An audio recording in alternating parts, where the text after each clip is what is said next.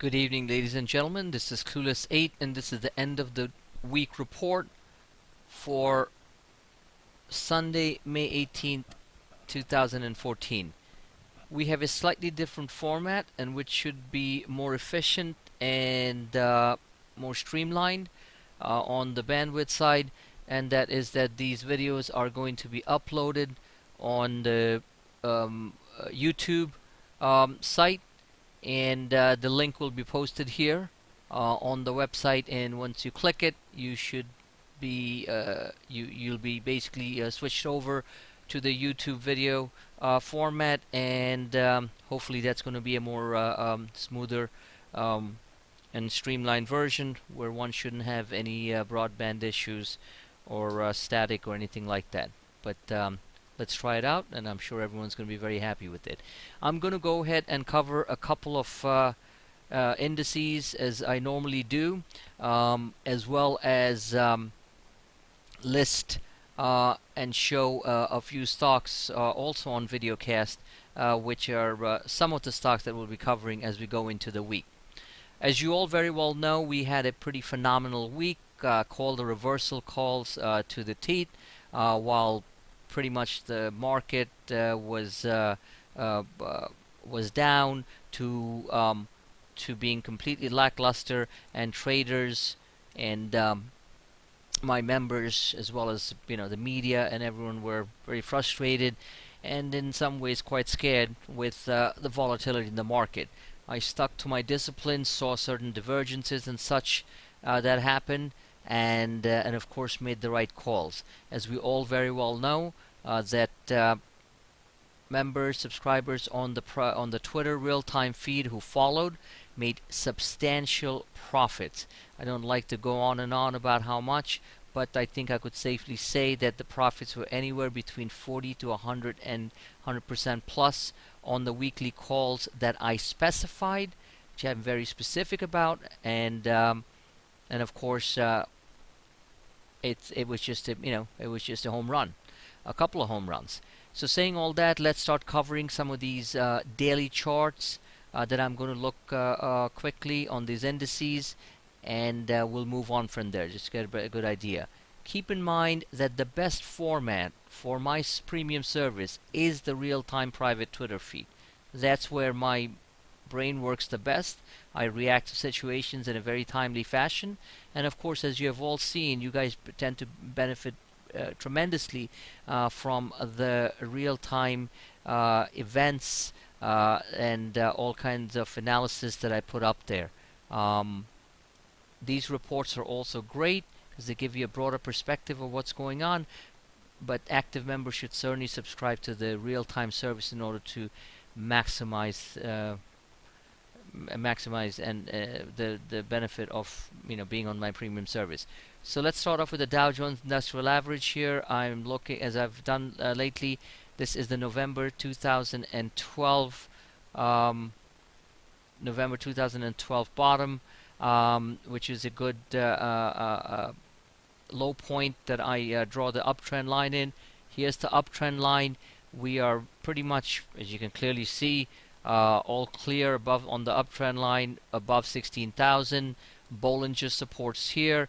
Very importantly, please concentrate on, as I'll show in every single chart. 50-day is in the thick red, the 34-day is in the thick orange line, moving averages, and we are holding them nicely. We slipped here, looks like we're going to come down, but as we zoom in, we can clearly see we bounced off the 50-day, and now we're bouncing off the 34-day. The blue line is the 22-day, and if we move up, this is the bullish version. If we move up, then we could go as high as 16,814 between the acceleration and the Bollinger Bands, or we can fall down and come to the lower end of the Bollinger, which is 16,232, and here at 16,364. My gut tells me that as we get into the latter part of the month, there is going to be some significant window dressing that comes in. And here's a word of caution, a big warning. If we do not get window dressing and a sprucing up of portfolio holdings, fund manager portfolio holdings, then we are not going to have the end of the month rally. We will see what happens. And that's what I'm going to leave it. We have to listen very carefully to the market, and I'll certainly be there to alert members and subscribers to what develops along the way. So saying all that, this is where the Dow Jones stands. Still a pretty good looking chart here. There is a little bit of negative divergence here, but on balance volume is creeping up. We have a nice, you can clearly see the green bar here. That was Friday, 50-day. The volumes traded over the 50-day moving average. We're good to go. Let's move on to the next chart here. The next chart is the S&P, I believe. Let me see. S&P 500. And as you can clearly see, we have the uptrend line here all the way. We hold the uptrend line all the way from, as long as we are above 1830, let's say 1833, we are good to go. We are, let's do a little bit of micro analysis here. We bounced below the 50-day on the S&P 500. We bounced above. Now we're above the 34 moving average. Very important lines in my book, in my analysis of reading the market. The blue line is on balance volume, that basically buying minus selling volume, so net positive, moving up. As you can see, we do have a positive, we do have somewhat of a constructive internals here with the histogram and stuff. I'm not going to get into it too much, but overall looking good. So on the upside, we have 1896 on the Bollinger. Acceleration bands are telling us that we can accelerate up to 1912. Okay, so you can see that here, follow the arrow. Or on the downside, we can basically break through the 50-day again, break below the Bollinger, and then take out the 22, and then come down and retest the uptrend line here, which we did, by the way, back on February 5th. Okay, we did that, and we could very well, we came close here in a recent sell-off in April, and then now we are here. So the downside, we could, if we hold 1830, we're good. After that, we got to do a different analysis. So I'm not going to cover that on the chart. That's going to be, like I said, that we could come down as low as 1740. So that's the S&P 500 for you. Let's look at the Nasdaq. The Nasdaq is a very interesting story, and let me try to look at this carefully.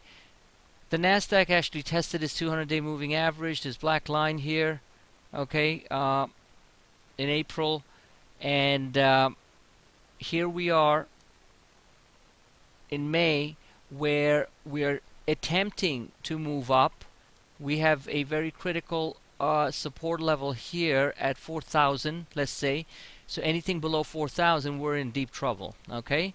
And if we tend to move up, which I think is possible given the positive divergence here, as you can clearly see, I'm going to draw a line. This is known as a positive divergence. These two lines, which are the MACD crossovers, need to cross over similar to here, and then we could have a very sharp rally. So they've crossed over, but we need this to actually cross over the neutral line, okay? So once that happens, we will basically engage, which I think we still will, engage the 4,200 level. The 50-day is curling up, but the 34 and the other moving averages, as you can see, haven't curled down. The 50-day has. And I believe that we will come and at least test this 4,200 level. At that point, we will be quite overbought. Like to point out, the on balance volume is still running positive up here. We still have the histograms in the positive with room to move up. So saying all that, this pattern might resolve to the top. On the downside, if we break below the 4,000 level, that's about 82 points from where we closed at, then we're going to fall into some deep water, okay? And I'll cover that next time, but we're looking at the 3800 level. We're looking at this support at 3944. So it'll get ugly on the downside if that happens. So for now, it's attempting to move up. I repeat, hit this confluence of these moving averages, or at least kiss the 50-day moving average at this level, at the 4200 level, 4186, and then touch this. If we do go above this, then we have some open ground to move up. So we'll see what happens. The last one I'm going to cover quickly on this particular slide is the, let me see, no, covered that, is the Russell. Same story at the NASDAQ. A lot of people are saying this reversal candle was very serious. As you can see that here, right there, this one. Okay, very similar to this. So we can actually draw a box here to what happened, a box here, similar to a box here. Right there. We're above the box. We can move up, I believe, to the 1117, 1120 level, which I've shown a few times. We engaged the 200-day at around 1116, 1117. Once we cross that, I believe we at least retest the downsloping 34 line at 1130. That's 28 Russell points from here. Very decent sum of money. And if this is clear reversal, then we could possibly turn the corner. There is positive divergences happening underneath here. And if we do repeat this type of scenario, like here, as you can see, then obviously we have a very sharp run in front of us. Might not be this steep on a 45-degree angle. This was actually more than a 45-degree angle up. But even then, if we move above the 34, we could very well test the 50 at 1160. That's about 52 points from here. That's a lot of option money that can be had on the Russell and IWM calls. You're talking in excess of 2,000% on the move. Okay, so saying all that, let's see what happens here. We are flatlining here on the MACD at very oversold levels, and we need to turn up. We need to turn up like we did here. We need to turn up like we did here back in November 2012. So these are the three inflection points I'm watching very carefully. Here, November 12th, February 5th, and now. Okay, so you can very easily just draw a line and see that we are in pretty oversold territory here. And I don't think personally that we're going to basically crash down below this line, the yellow line, and break down further, given the fact that we do have a positive, very large positive divergence happening here on the histograms, with the RSI starting to move up, the red line. So there's a bunch of stuff going on. We can draw a line here, watch this very carefully, act on it, not just watch, which is the 1080 level, 1080. So let's call it we can slip down to 1078 on the Russell. And if we do bounce, like I said, these are the stops. If we slip here and fall, we got some room to fall. We'll go down to 1040, and I believe that we could come down to 1065. We could come down as low as 10,007, but those are pretty dramatic scenarios. So that's for the Russell 2000. Okay, a lot of money to be made here. As you know, the IWM calls and puts are extremely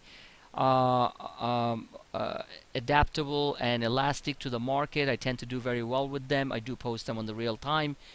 My time is running out here on this allotment, so let me move on and I'll cover the IWM, the SPY, the IBB, the 10-year in the next chart slot. Thank you very much for listening.